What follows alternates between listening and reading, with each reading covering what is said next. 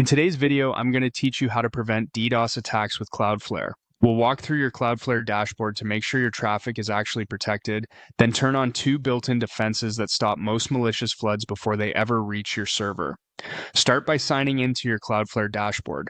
From the home screen, open the domain section and choose the website you want to protect. If you manage multiple sites, pick the one receiving traffic today so you can validate the results immediately. Next, go to DNS, then Records.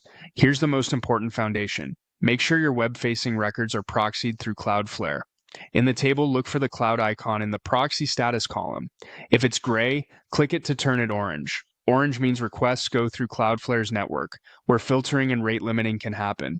Gray means requests go directly to your origin and bypass protection.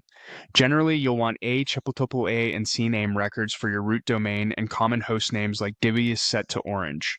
Leave non-HTTP services like MX for email or any records specifically used for mail or FTP unproxied. That prevents breakage for services that shouldn't be tunneled through Cloudflare. Give the DNS changes a moment to propagate. With DNS flowing through Cloudflare, open the security area for the same site, then select Settings. Here, enable bot fight mode.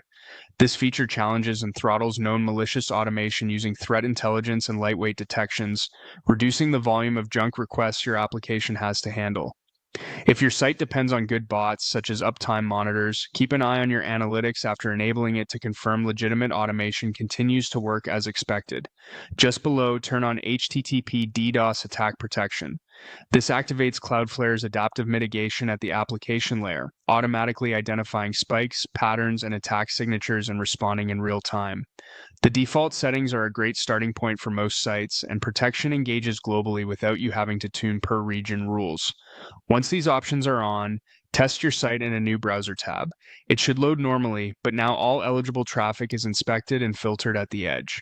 In your dashboard, you can review security insights to verify that traffic is proxied and see any blocked threats.